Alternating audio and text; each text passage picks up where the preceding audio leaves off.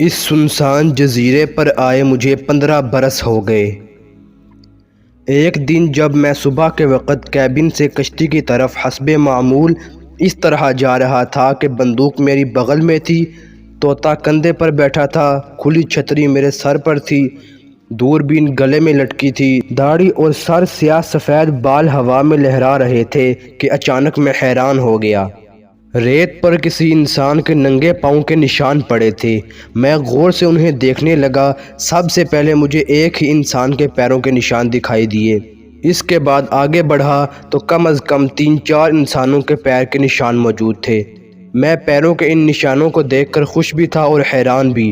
میری حیرانی کا ایک بڑا سبب یہ تھا کہ پیروں کے یہ نشان تازہ تھے، جیسے وہ لوگ جن کے پیروں کے یہ نشان تھے تھوڑی دیر پہلے ہی یہاں سے گزرے تھے۔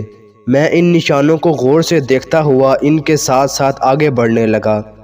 لگ بھگ 1 فرلانگ فاصلہ طے کرنے کے بعد پیروں کے یہ نشان ایک چھوٹے ٹیلے سے ہوتے ہوئے اس کے پیچھے نیچے کی طرف جا رہے تھے۔ میں ٹیلے کے اوپر جھاڑیوں میں چھپ گیا۔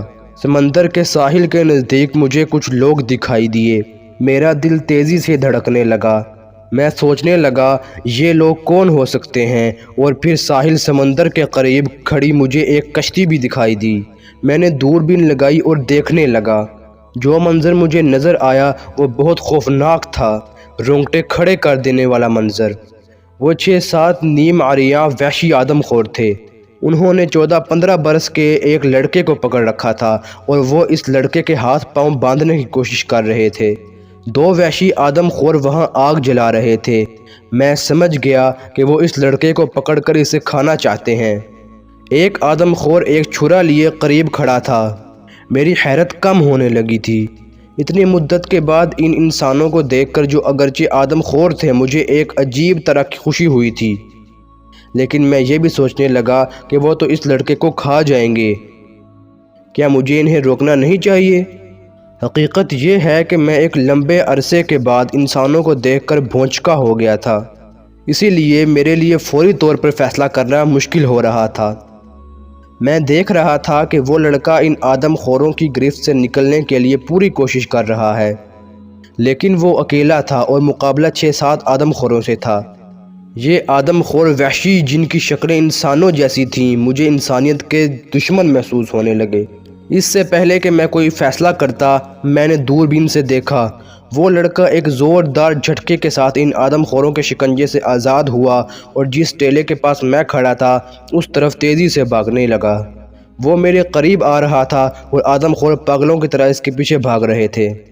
وہ لڑکا دبلا پتلا تھا، وہ بھاگ رہا تھا بہت تیزی سے اور آدم خور اس کے پیچھے آ رہے تھے۔ وہ اسے کسی قیمت پر ہاتھ سے جانے نہیں دینا چاہتے تھے۔ تیز رفتار لڑکا ایک بار ٹھوکر کھا کر گرا تو میرے دل کو دھچکا لگا، لیکن اس سے پہلے کہ وہ آدم خور اسے پکڑتے وہ تیزی سے بھاگنے لگا۔ اب وہ میرے بہت قریب آ رہا تھا۔ دوربین سے میں دیکھ رہا تھا کہ اس کا چہرہ پسینے میں شرابور ہے اور وہ بری طرح ہانپ رہا ہے۔ اس کا سارا جسم ننگا تھا، اس نے ایک لنگوٹ کے سوا کچھ بھی نہیں پہنا ہوا تھا۔ آدم خور وحشی موت کی طرح اس کا تعاقب کر رہے تھے اور وہ لڑکا موت سے بچنے کے لیے دوڑ رہا تھا۔ اور پھر میں اسی لمحے ہوش میں آ گیا۔ میں نے فیصلہ کرنے میں دیر نہ کی۔ میں نے بندوق اٹھائی اور لڑکے کے تعاقب میں آنے والے آدم خوروں کے سینے کا نشانہ باندھ کر گولی چلا دی۔ گولی چلنے سے دھائیں کی زبردست آواز سے جزیرہ گونج اٹھا۔ پرندے شور مچاتے اڑ گئے اور میں نے ایک آدم خور کی خون میں لت پت لاش کو دیکھا۔ اپنے ایک ساتھی کو زمین پر مردہ دیکھ کر آدم خور رک گئے۔ اس دوران میں لڑکا بھاگ کر مجھ سے ذرا ہٹ کر کھڑا ہو گیا۔ وہ ہانپ رہا تھا، کبھی تو وہ مجھے حیرانی سے دیکھتا، کبھی لاش کو۔ اتنے میں ایک دوسرا آدم خور لڑکے کی طرف بڑھنے لگا۔ میں نے پستول نکالا اور اس پر فائر کر دیا۔ میں خود بھی خالصاً حیران ہوا کہ اتنے برسوں کے بعد بھی مشق کے بغیر میرا نشانہ اتنا اچھا تھا کہ اس آدم خور کے ماتھے پر پستول کی گولی لگی اور وہ بھی اپنے خون میں لت پت ہو کر ریت پر گر گیا۔ اپنے دوسرے ساتھی کو یوں مرتے دیکھ کر باقی آدم خور اتنے خوفزدہ ہوئے کہ وہ مڑ کر پیچھے کی طرف بھاگنے لگے۔ اب وہ موت سے بچنے کے لیے بھاگتے چلے جا رہے تھے۔